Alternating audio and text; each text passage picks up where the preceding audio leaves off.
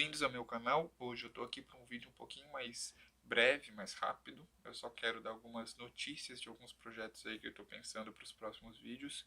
E também eu quero esclarecer o meu posicionamento.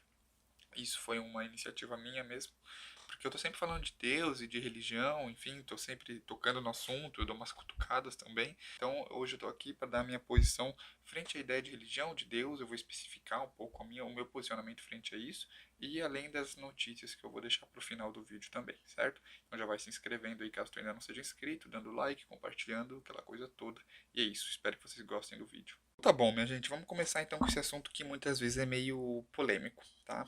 É o seguinte, meu posicionamento, as pessoas pensam assim, as pessoas que vivem comigo e que são meus amigos e que parte da minha família também, porque eu deixo muito claro os meus pontos. Eu não sou de ficar reprimindo e sendo imparcial. Eu acho que vocês é, que acompanham o meu canal e que me conhecem devem imaginar que eu sou mais ou menos assim, porque, né, filosofia, porra, a gente não vai ficar escondendo os nossos pontos de vista, muito pelo contrário, a gente tem que expor, questionar, criticar, né, enfim.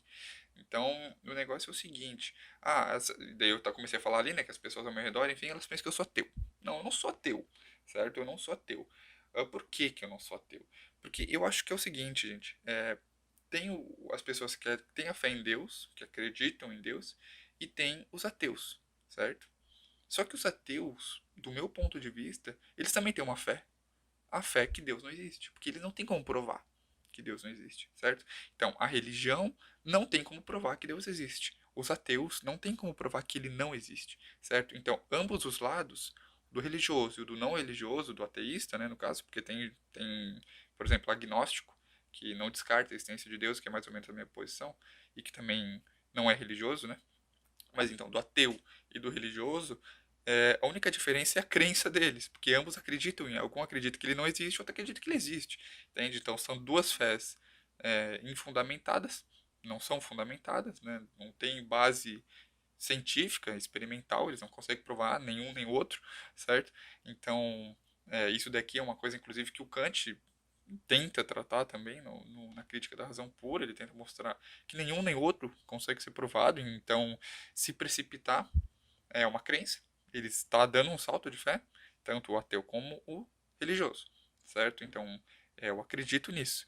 Agora, porém, o meu ponto de vista é que eu não sei, simplesmente eu acho assim que Deus está muito além de qualquer. Se ele existe, né? Se caso ele existe, ele estaria muito além, certo? Então eu não tenho como conhecer ele. Como também ele pode ser simplesmente como o Stephen Hawking dizia, né? Se Deus existe, ele é as leis da física, ele é a natureza, né? Então pode ser também. E a gente sempre vai ficar nesse negócio. Pode ser, como pode não ser, enfim. E aí a gente vai ao infinito, né? Então a minha crítica não é a Deus, certo? Isso eu tenho que deixar claro isso. Minha crítica não é Deus. Quando eu estou falando de Deus aqui, de religião, eu não estou falando do Deus, se é que ele existe ou se é que ele não existe. Eu estou criticando a religião, porque a religião sim é um fato antropológico. É uma antropologia, como diria então o Ludwig Feuerbach. Se tu quer entender a religião, não olha para Deus, olha para os homens. Né? Se tu quer entender uma determinada cultura, não olha para o Deus que eles cultuam, olha para a cultura. Então, sim, eu não acredito em Deus, não no seu Deus, não no Deus da Bíblia, não no Deus da outra religião. O que eu acredito, muito pelo contrário, é que nenhuma religião conhece Deus. E todas as religiões ficam jogando saliva fora, entendeu? É tudo, e aí eu concordo muito com Nietzsche quando ele fala que religião é um meio de dominação, certo? A ovelha, então, que desenvolve uma retórica, uma hermenêutica para fazer com que o lobo, o mais forte, não a coma, né? Não a mate, não a faça de alimento, certo? Então, é uma ciência do mais fraco que tenta dominar os outros para igualar todo mundo. Mais ou menos a democracia, onde o voto de todo mundo vale um, certo? Ou seja, a gente iguala todo mundo, porque isso inclusive, eu acho que o Forte, por exemplo, agora falando falando incorporando Nietzsche aqui, falando o que ele dizia, né? Tu acha que o Forte ele vai querer fazer a religião ou a democracia onde todo mundo fica igual? Claro que não, o Forte ele quer estar acima, né? Então, essa obra de querer igualar todo mundo é obra dos mais fracos. Não é um ponto de vista esse negócio de mais fraco, de mais forte. Isso daí ele falava que a gente tem que tirar da cabeça o dualismo, mas ele mesmo aplica um dualismo que é do mais forte e do mais fraco, certo? Então, ele mesmo era um humano demasiado humano, certo? E isso aqui é uma crítica que eu tenho a Nietzsche também, que serviria para outro vídeo.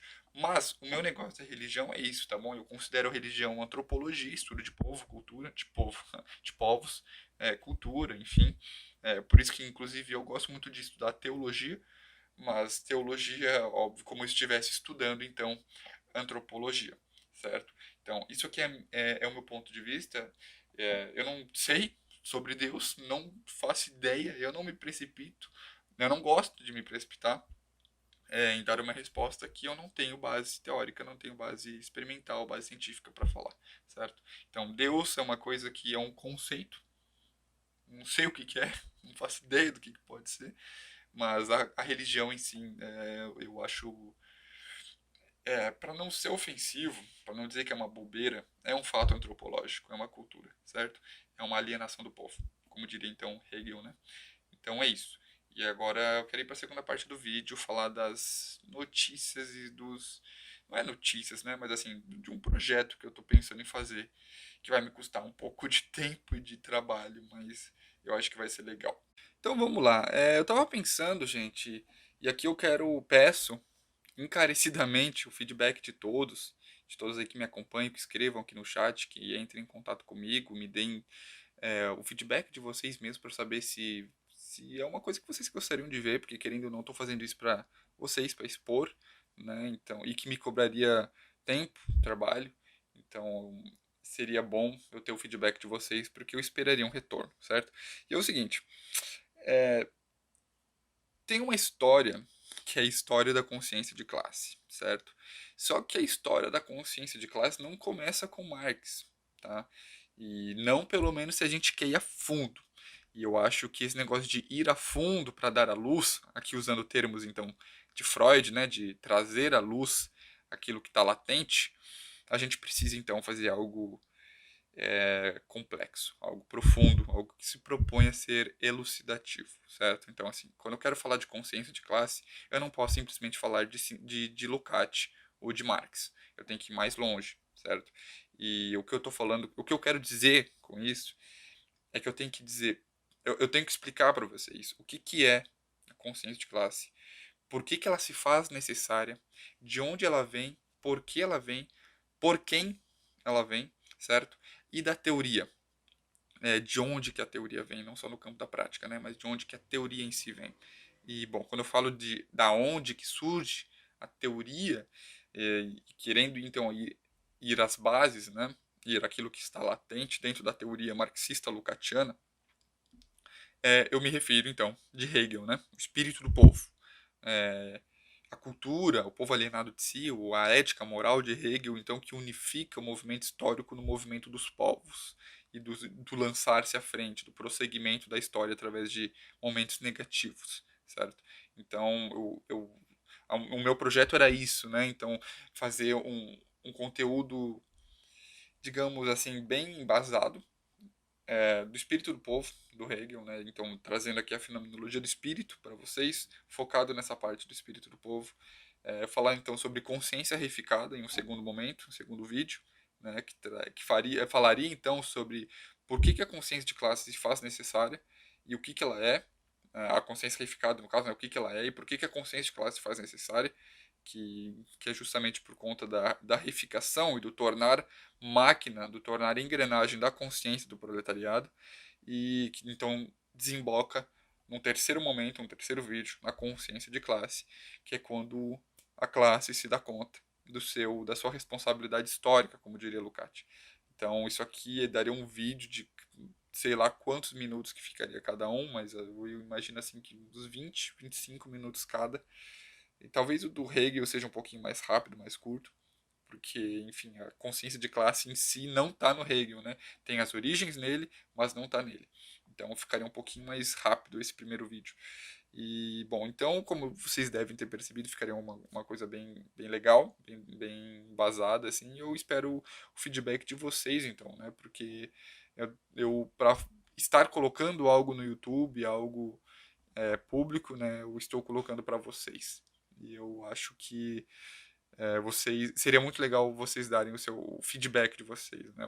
nos comentários no Instagram, enfim, e se gostariam de ver isso ou não, se é do interesse de vocês, certo? Então, inclusive eu já comecei a fazer o material, escrever, né, enfim, e bom, eu acho que é isso, gente. Espero que vocês gostem da ideia. Espero que vocês tenham gostado do vídeo de hoje. Eu vou ficando por aqui. Não se esqueça daquela coisa toda de dar like ao vídeo, se inscrever e compartilhar, certo? É isso aí. Até uma próxima. Um abraço.